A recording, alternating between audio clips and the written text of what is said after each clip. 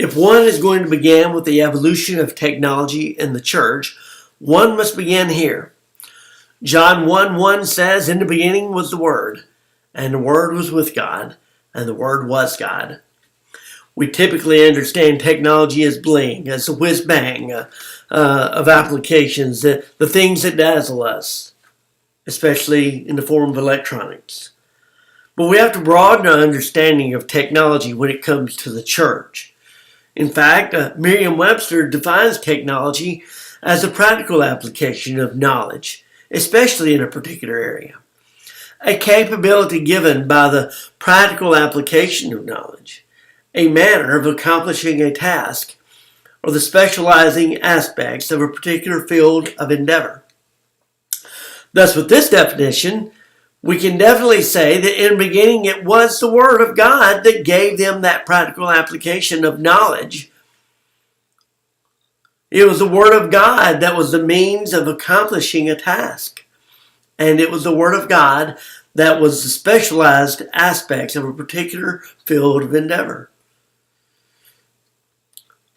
Next in that evolutionary step of technology in the church, actually became the people of God. His people became the means and the message of spreading His Word. They became known as the church at this point. Once more, I'm applying the definition of technology in the broadest sense, a capability given by the practical application of knowledge. In this case, the knowledge of God, a knowledge of salvation, a manner of accomplishing a particular task, and the task, spreading the Word. The next step in the evolutionary process came around 3000 BC. This is when people began to use clay tablets, wet clay tablets to begin etch in words. And soon thereafter, Egypt began to invent papyrus. And so they began to use papyrus to write the words down. By 500 BC, most people in West Asia and the Mediterranean used papyrus for writing. This was used in various forms until the arrival of the Word incarnate. Who would have guessed? It is unusual to include Jesus' arrival in the midst of a discussion about the evolution of technology within the church. Obviously, Jesus was more than a piece of technology, but it does illustrate the process by which the technology manifests and its use is facilitated in the church. In the case of Jesus, the technology of the Word that was used prior to His birth becomes incarnate in Him. For a surprisingly long period of time, the evolution of technology in the church seemed to stagnate. They were content to write on papyrus. But then in 1440, something changed. Paradigm shift happened with the invention of the Gutenberg press.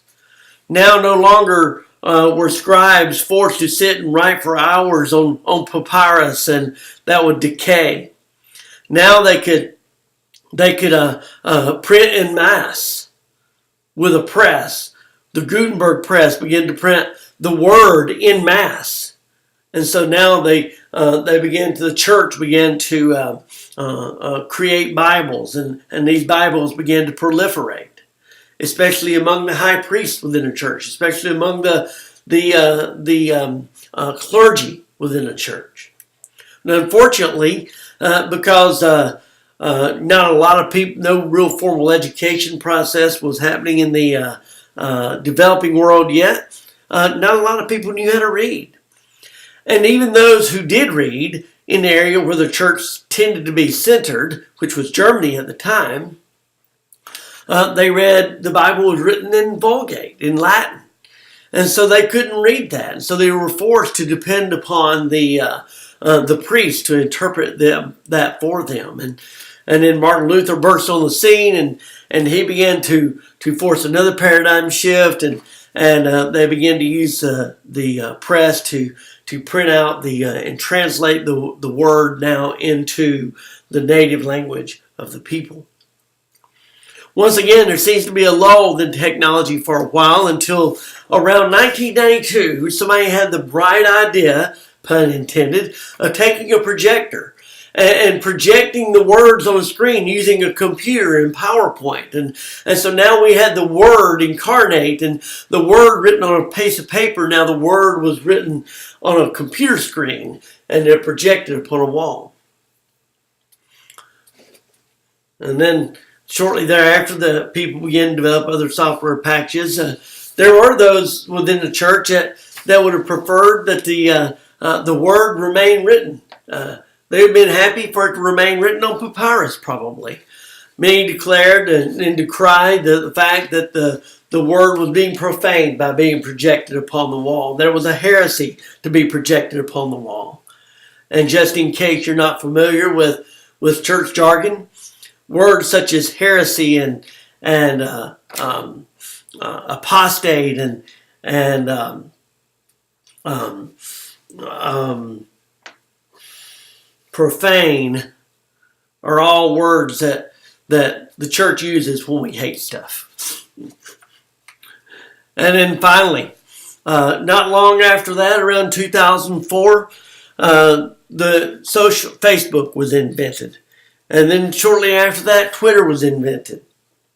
And of course, it wasn't long before the church began to realize that the Word needed to be social.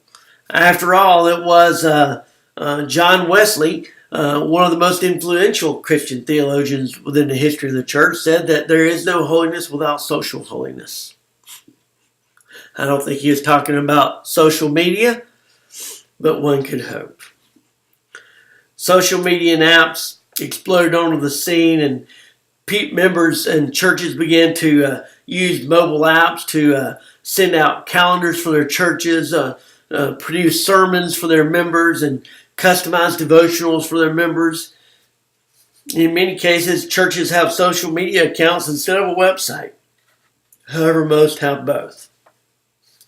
The evolution of teaching members of the church to not use social media while angry is an evolutionary process that has yet to evolve in many evangelical circles. But creation wasn't made in a day, so perhaps we should be patient.